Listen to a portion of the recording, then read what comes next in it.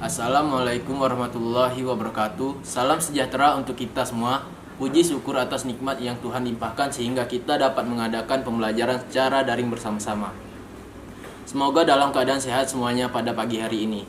Baik kepada Bapak Reza yang saya hormati dan teman-teman yang saya cintai dan saya banggakan.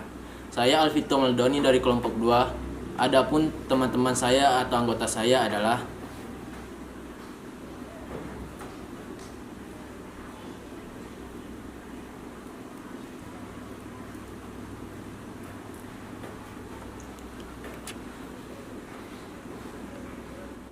Baiklah, adapun pemateri yang akan disampaikan oleh Alia Rahmadani. Kepada Alia Rahmadani saya persilahkan.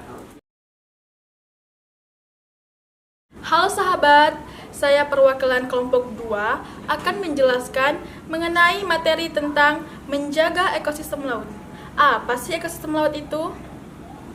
Ekosistem laut atau disebut juga ekosistem bahari merupakan ekosistem yang terdapat di perairan laut, terdiri atas ekosistem perairan dalam, ekosistem pasir pantai dangkal atau bitaro, dan ekosistem pasang surut. Ekosistem laut merupakan salah satu ekonomi alamiah akuatik yang paling besar di planet bumi ini. Luas area laut memang mencakup hampir 80% area bumi. Selanjutnya, ciri-ciri air laut. Yang pertama, memiliki salinitas tinggi. Semakin mendekati khatulistiwa semakin tinggi. Yang kedua, NaCl mendominasi mineral ekosistem laut hingga mencapai 75%. Yang ketiga, iklim dan cuaca tidak terlalu berpengaruh pada ekosistem laut. Yang keempat atau terakhir, memiliki variasi perbedaan suhu permukaan dengan kedalaman. Selanjutnya, jenis-jenis ekosistem laut. Yang pertama, ekosistem pantai. Yang kedua, ekosistem estuari. Dan yang ketiga, ekosistem terumbu karang. Pembagian wilayah ekosistem laut. Para ilmuwan membagi wilayah laut ke dalam beberapa zona atau daerah. Antara lain, yang pertama, wilayah litoral atau disebut juga dengan nama titik pasang surut. Yang kedua, wilayah neritik. Yang ketiga, wilayah batial atau titik remang-remang. Dan yang keempat adalah wilayah abisal. Berikut adalah pembagian ekosistem laut berdasarkan zona.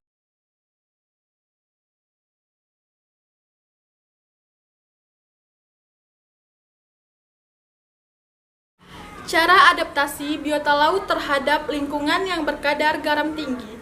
Yang pertama, banyak minum. Yang kedua, air masuk ke jaringan secara osmosis melalui usus. Yang ketiga, sedikit mengeluarkan urin. Yang keempat, pengeluaran air terjadi secara osmosis. Yang kelima atau yang terakhir, garam-garam dikeluarkan secara aktif melalui insang. Pembagian ekosistem laut lainnya yang didasarkan pada intensitas, yakni yang pertama ialah wilayah fotik atau dangkal, yakni bagian laut yang bisa ditembus cahaya, kedalamannya sampai dengan 200 meter. Yang kedua ialah wilayah twilight, adalah titik remang-remang yang minim cahaya, kedalamannya antara 200 meter sampai 2000 meter. Yang ketiga atau yang terakhir ialah wilayah afotik atau dalam, adalah titik di mana tak ada sama sekali cahaya matahari yang mampu menembus lautan. Terima kasih kepada Alia Rahmadani. Selanjutnya, materi yang selanjutnya akan disampaikan oleh Renalda Pratiwi. Kepada Renalda Pratiwi saya persilahkan. Baiklah, saya akan melanjutkan materi yang selanjutnya. Ekosistem laut dalam. Contoh binatang yang hidup di laut dalam adalah 1. Viperfish, hidup di kedalaman 80-1600 meter. Nama latinnya adalah Colliodus loani. Yang kedua, dragonfish, Isopoda raksasa. Contoh ekosistem laut dangkal, ekosistem terumbu karang, pantai batu, dan pantai lumpur. Komunitas di dalam ekosistem air laut. Menurut fungsinya, komponen biotik ekosistem laut dapat dibedakan menjadi 4, yaitu A. Produsen, terdiri atas fitoplankton dan ganggang laut lainnya. B. Konsumen, terdiri atas berbagai jenis hewan. Hampir semua filum hewan ditemukan dalam ekosistem laut ini. C. Zooplankton, terdiri atas bakteri dan hewan-hewan pemakan bangkai atau sampah. Berikut adalah gambar-gambar ekosistem. Ekosistem pantai, ekosistem estuari, dan ekosistem terumbu karang. Adapun cara menjaga ekosistem laut adalah menghemat air, mengurangi pemakaian limbah cair, mendaur ulang sampah, mengurangi penggunaan plastik, mengurangi polusi udara, mengurangi penggunaan energi, tidak sembarangan memancing hewan di laut, dan menjaga kelestarian habitat laut. Demikian materi presentasi dari kami.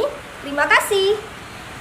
Terima kasih kepada Renalda Pratiwi. Semoga materi yang kami sampaikan bisa bermanfaat dan bisa menambah pengetahuan bagi teman-teman semua. Semoga kita bisa menjaga lingkungan dan ekosistem laut kita. Sekian dari kami kelompok 2. Assalamualaikum warahmatullahi wabarakatuh.